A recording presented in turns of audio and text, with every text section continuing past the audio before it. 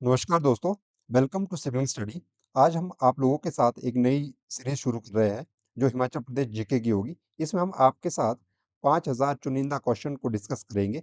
ये आपके लिए बहुत ही महत्वपूर्ण रहने वाली है। जो भी हिमाचल में एग्ज़ाम होंगे, जिसमें हिमाचल प्रदेश जीके पूछा जाता है, उसके लिए बहुत ही ये यूज़फुल सीरीज़ रहने वाली है, क्योंकि हमने इसमें कुछ तो प्रीवियस ईयर क्वेश्चन पेपर जो पूछे गए हैं, वो आपके लिए लाए हैं और बाकी हमने बहुत सारी किताबों को पढ़ के आपके लिए चुनिंदा क्वेश्चन यहाँ पे लाए हैं। अगर आपने ये सीरीज़ अच्छे से देख ली, तो आपको कहीं इधर-उधर भटकने की ज़रूरत नहीं पड़ेगी। तो चलिए शुरू करते हैं। हमने ये जो आपके लिए सीरीज़ लाई है, इसको हम टॉपिक वाइज़ डिस्कस करेंगे। सबसे पहले हम हिस्ट्री से शुरू करेंगे, उसके बाद हम आगे नेक्स्ट टॉपिक पे भी इसमें आपके लिए क्वेश्चन लाएँगे। तो हमारा पहला क्वेश्चन है, 1884 में अमृतसर डिवीज़न समाप्त किया गया और चंबा को कौन से डिवीज़न के तहत लाया गया? इसको लाया गया लाहौर डिवीज़न के तहत। उस समय हिमाचल में मात्र एक डिवीज़न हुआ करता था, शिमला डिवीज़न। इसमें जो आपकी शिमला हिल्स की जितनी रियासत है, वो इसमें आती थी और बाकी जो आपकी कांगड़ा हिल्स की जो रियासतें हैं, वो पंजाब के अंडर आती थी। हमारा नेक्स्ट क्वेश्चन है, सिरमौर के दीप प्रकाश ने भगवती बाला सुंदरी मंदिर त्रिलोकपुर का निर्माण कब करवाया? इन्होंने करवाया था 1573 में। ये अकबर के समकालीन राजा थे सिरमौर के। 200 ईस्वी पूर्व के आसपास कौन सा गणराज्य सबसे शक्तिशाली माना जाता था, जिन्होंने कुषाणों को हराया था? ये माना जाता था कुलिंद। और जो कुलिंद का क्षेत्र होता था, वो आज का शिमला, सिरमौर, सोलन और ये कालका तक इस गणराज्य का एरिया हुआ करता था। हमारा अगला क्वेश्चन है, दिल्ली की सुल्ताना रजिया बेगम के विरोधी नियाज उल मुल्क जुनैदी ने भयभीत होकर हिमाचल के किस रियासत में आश्रय लिया? इन्होंने लिया था सिरमौर में। जो आपकी सुल्ताना रजिया बेगम है, ये 1236 से 1240 के बीच वहाँ की शासक रही और इनके जो पिता थे, इनका नाम इल्तुतमिश था। उसके बाद इनको 1240 में इनकी हत्या की गई, इनकी और इनके पति की। ये आपके हरियाणा के कैथल में इनकी हत्या की गई थी। हमारा नेक्स्ट क्वेश्चन है, 1080 ईस्वी के आसपास चंबा रियासत में चांदी की मुद्रा का प्रचलन किस शासक के अधीन हुआ? ये हुआ था अष्टबर्मन के अधीन। आवर नेक्स्ट क्वेश्चन इज, 1239 में सुमेर प्रकाश द्वारा सिरमौर की राजधानी कहाँ स्थानांतरित की गई? इन्होंने की थी रतेश। रतेश उस समय एक ठाकुर के अंडर आता था, तो इन्होंने उस पर आक्रमण करके ये एरिया उससे छीन लिया था और उसके बाद अपनी राजधानी भी वहीं बनाई। और उसके बाद जो आपकी रतेश है, ये रियासत बनी 17th सेंचुरी में, क्योंकि जो सिरमौर के राजा हुआ करते थे करमचंद, उनके एक भाई थे राय सिंह, उन्होंने इसकी अलग से एक रियासत की स्थापना की और ये हिमाचल की सबसे छोटी रियासत क्षेत्र वाइज मानी जाती है। हमारा अगला क्वेश्चन है, हिंदूर के शासक हिंदूर के किस शासक द्वारा रामगढ़ किला तथा रामगढ़ कस्बे की स्थापना की गई? यह की गई थी रामचंद्र के द्वारा, राजा रामचंद्र के द्वारा। इन्होंने 1522 ईस्वी में इसकी स्थापना की थी। आवर नेक्स्ट क्वेश्चन इज, 1351 में कांगड़ा के किस शासक को तुगलकों ने कांगड़ा किला छोड़ने के लिए बाध्य किया था? इनका नाम था परभचंद और इससे पहले भी इन्होंने कांगड़ा किला पर आक्रमण किया था।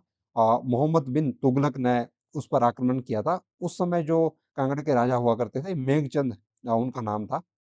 और उसके बाद परभचंद के बाद राजा रूपचंद वहाँ के एक शासक हुए। तो उस समय भी इन्होंने जो फिरोज शाह तुगलक हुआ करते थे शासक दिल्ली के, दिल्ली सल्तनत के, तो उन्होंने कांगड़ा पर फिर आक्रमण किया और जो ज्वालामुखी टेम्पल है, वहाँ से लगभग 1300 मैन्युस्क्रिप्ट अपने साथ ले गए और जो इनके एक राइटर थे खालिद खानी, उन्होंने उसका ट्रांसलेशन फारसी भाषा में करवाया था। अब हमारा जो अगला क्वेश्चन है, किस लेखक ने हिमाचल का नाम कराचल दिया? उनका नाम था इब्न बतूता। ये आपके मोहम्मद जो गज़नवी थे, जिन्होंने 17 बार आक्रमण किया था भारत पर। तो ये 1009 ईस्वी में इन्होंने आक्रमण किया था बृजेश्वरी जो टेम्पल है कांगड़ा में, और उसमें लूटपाट की थी इन्होंने। तो उस समय ही इब्न बतूता ने यहाँ का नाम कराचल दिया था। 1532 में बहादुर सिंह द्वारा कुल्लू रियासत की राजधानी कहाँ स्थापित की गई? इन्होंने की थी मकरासा में। और इससे पहले जो इसके जो राजा हुआ करते थे वो सिद्ध सिंह हुआ करते थे। और हमारा जो अगला क्वेश्चन है, कुल्लू के सुल्तानपुर कस्बे की स्थापना किसने की? अ, ये की थी राजा जगत सिंह ने। राजा जगत सिंह कुल्लू रियासत के सबसे पावरफुल राजा भी माने जाते हैं। हमारा नेक्स्ट क्वेश्चन है, राजा घमंडचंद को जालंधर और दोआब का गवर्नर किसके द्वारा नियुक्त किया गया? ये किया गया था काबुल नरेश अहमद शाह दुरानी द्वारा। कब किया गया था? 1759 ईस्वी में। और उसके बाद घमंडचंद के बाद तेगचंद एक राजा हुए 1 साल के लिए। और उसके बाद संसार चंद एक राजा हुए जो बहुत ही एक महत्वाकांक्षी राजा थे। तो इनके समय बहुत सारे इन्होंने युद्ध लड़े, क्योंकि इनकी महत्वाकांक्षा थी कि वो एक सबसे बड़ा राजा बनना चाहते हैं।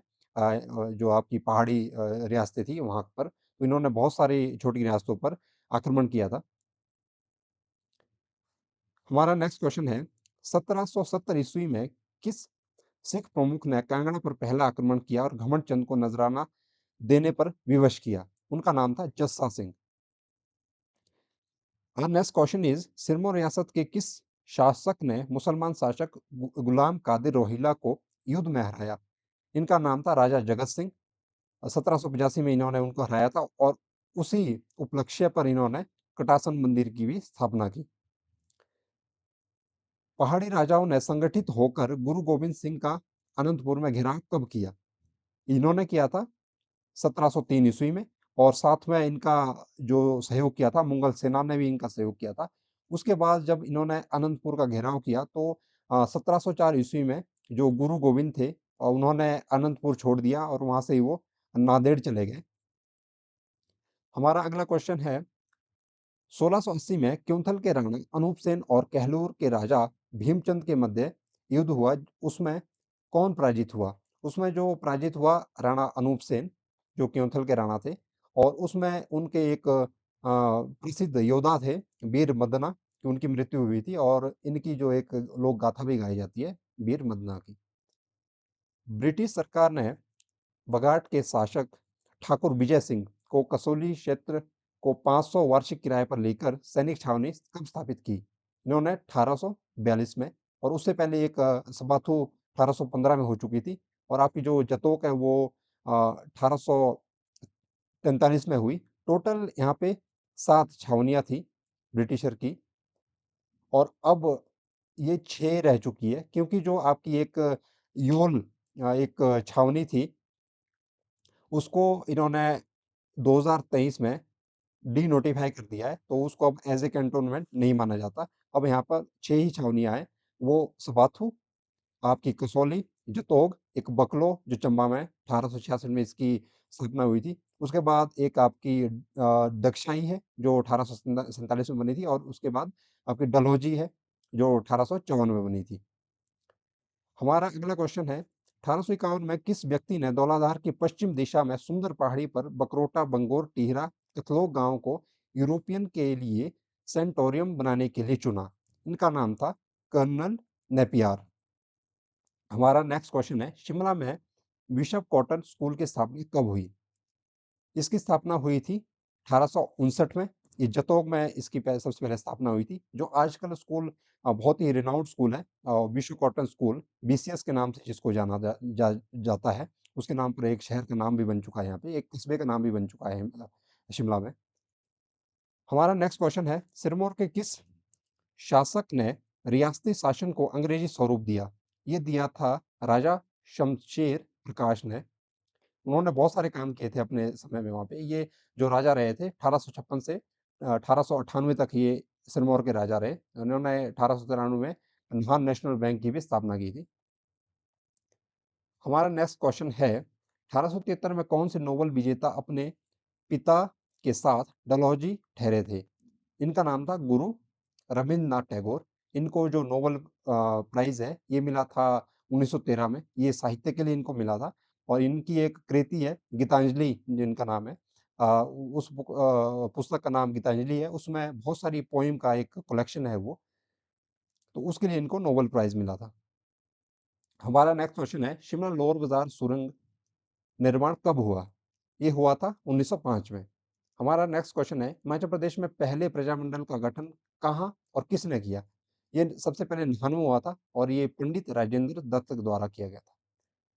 और नेक्स्ट क्वेश्चन इज, सिरमौर में कानून सुधार सभा नामक संस्था का गठन कब हुआ? ये आपका 1935 में हुआ था। हमारा अगला क्वेश्चन है, कुल्लू के किस स्थान पर 1944 में Bhutti viewers cooperative society limited की स्थापना हुई? ये स्थापना हुई थी लग घाटी में और इसकी जो स्थापना की थी उस टाइम 12 एक बुनकर थे, उनके द्वारा की गई थी और उसके बाद ठाकुर बैदराम, जो बहुत ही रिनाउंड, बहुत ही प्रसिद्ध नाम है, ये 1956 में इस बुटीकों के साथ जुड़े थे और इन्होंने इसका बहुत नाम किया इस संस्था का। अब हमारा नेक्स्ट क्वेश्चन है, 1939 में क्रांतिकारी साहित्यकार यशपाल की आत्मकथा का विप्लव पत्रिका में प्रकाशन हुआ, उसका नाम क्या था? उसका नाम था सिंहावलोकन। और जो ये विप्लव पत्रिका है, ये भी इन्हीं की एक पत्रिका निकलती थी हिंदी में और एक इनकी और उर्दू में पत्रिका निकलती थी जिसका नाम बागी था। और ये जो इनका पैतृक गांव था वो हमीरपुर में था, भूमपल गांव का नाम था। और ये इस तरह के क्वेश्चन पूछे जाते हैं, ये पहले भी ये क्वेश्चन पूछा जा चुका है बहुत सारे एग्जाम में। 1941 में डॉक्टर यशवंत सिंह परमार सिरमौर रियासत से निर्वासित होने पर कहाँ रहने लगे? ये उसके बाद चले गए मीरपुर, लाहौर। और ये वहाँ से जो सिरमौर से इनको निकाला गया था, जो राजेंद्र प्रकाश वहाँ के राजा हुआ करते थे। तो ये जो डॉक्टर यशवंत सिंह परमार थे, ये सिरमौर के सब जज और जिला और सेशन जज भी थे उस समय। तो इन्होंने 1-2 डिसीज़न राजा के खिलाफ दे दिया, तो इनको वहाँ से निकाल दिया गया। और ये जो डॉक्टर यशवंत सिंह परमार जी है, ये हमारे पहले सीएम भी रहे और लगातार 3 बार सीएम रहे हिमाचल प्रदेश के ये, और एक बार ये सांसद भी रह चुके हैं। बहुत ही फेमस पर्सनैलिटी थे ये। हमारा नेक्स्ट क्वेश्चन है, पहाड़ी गांधी बाबा काशीराम का निधन कब हुआ? इनका निधन हुआ था 13 अक्टूबर 1945 में।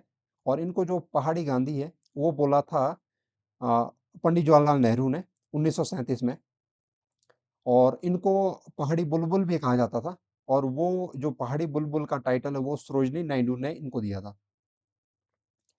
हमारा अगला क्वेश्चन है, 27 जनवरी 1948 को कौन से अखबार ने भारत के मानचित्र पर एक नया सितारा हिमाचल प्रदेश शीर्षक शीर्षक से समाचार में छापा था? ये छापा था द ट्रिब्यून ने। क्योंकि अ, 26 जनवरी 26 जनवरी से 28 जनवरी के बीच, 28 जनवरी 1948 के बीच एक सम्मेलन हुआ था बघाट दरबार में, जो शिमला हिल है, शिमला हिल के जितने भी राजा थे और राणा थे, रूरल थे, तो उन्होंने वहाँ पे सबने भाग लिया था और वहाँ पे उन्होंने डिसाइड किया कि हम हिमाचल प्रदेश नामक एक एंटिटी में सम्मिलित होना चाहते हैं। और उन्होंने वहाँ पे एक प्रस्ताव और पारित किया कि जो रियासतें उस दरबार में नहीं आई थी, उस सम्मेलन में नहीं आई थी, उनसे भी वो बातचीत करेंगे। जैसे आपकी सिरमौर है, चंबा है, कांगड़ा है, तो इस तरह की रियासत से भी वो बातचीत करेंगे। तो और मंडी है, सुकेत है, तो उनसे उस तरह का भी एक प्रस्ताव पारित हुआ था इस सम्मेलन में। हमारा लास्ट क्वेश्चन है इस वीडियो का, स्पीति नोनो शासक के अधीन कब आई? ये आई थी 1883 में। ये रहा आज का इस वीडियो के जो महत्वपूर्ण क्वेश्चन थे और इससे आगे हम नेक्स्ट वीडियो में डिस्कस करेंगे। आई होप कि आपको ये वीडियो अच्छी लगी होगी। अगर आपको ये वीडियो अच्छी लगी तो आप इसको लाइक करें, शेयर करें और कमेंट भी करें और हमारे चैनल को भी सब्सक्राइब करें, ताकि हम आपके लिए इसी इसी तरह का वैल्यूएबल कंटेंट ला सके। Thanks for watching.